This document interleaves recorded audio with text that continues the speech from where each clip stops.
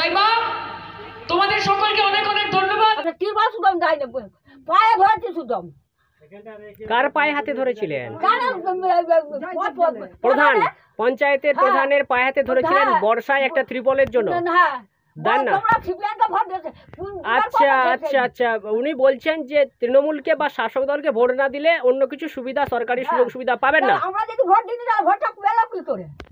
কালকে জলটা ভেসে যাচ্ছে, যে ভাঙতে বলছে যদি ভেঙে দিত তাহলে পুকুর থাকবে, কুইলা পুকুরে দেখো না কি অবস্থা ঘরে।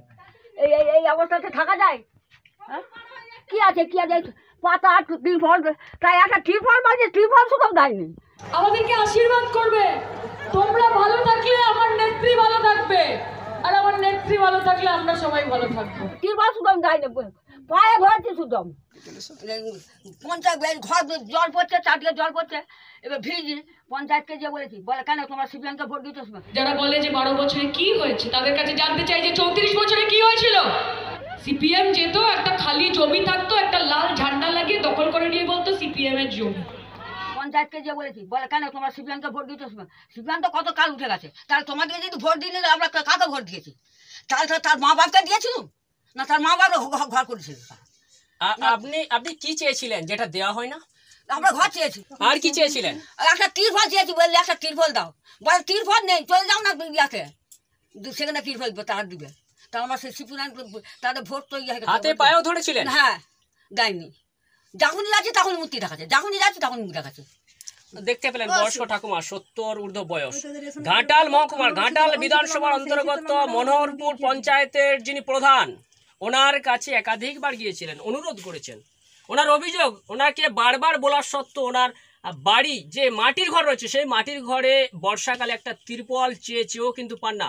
ওনাকে বিষাক্ত প্রশ্নের বান ছুড়ে দিয়েছেন প্রধান, যে আপনি ভোটটা কিন্তু আমাদেরকে তৃণমূলকে দেন না, আপনি দিয়েছিলেন বিরোধী কোনো দলকে, তাই ত্রিপলটা আমরা দেবো না বা বাড়িটাও কিন্তু পাবেন না। এটা আমি বলছি না, তাই তো ঠাকুমা? না, এটা ঠাকুমা বলছে।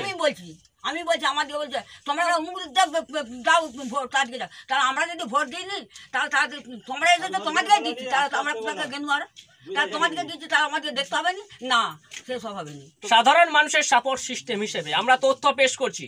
ইনকোয়ারি করার দায়িত্ব বা ইনভেস্টিগেশনের দায়িত্ব সরকারের, এবং এই সমস্ত জনতার বা গরিব মানুষের সমস্যার সমাধানে সরকার কবে ওয়াকিবহল হবে, নাকি আটকাল 12 মাস শীত ঘুমে থাকবে? নমস্কার, নজর রাখবেন পশ্চিমবঙ্গ টিভিতে।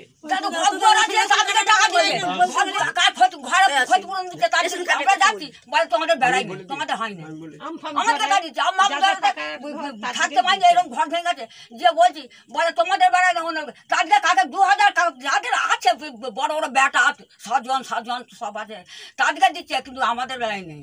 বেটারা মরে গেল, ওই ঘর ঘর ঘর ঘর ঘর ঘর করে মরে গেল। কটা ছেলে ছিল আপনার? 5-7 মধ্যে ব্যক্তি থেকেছে।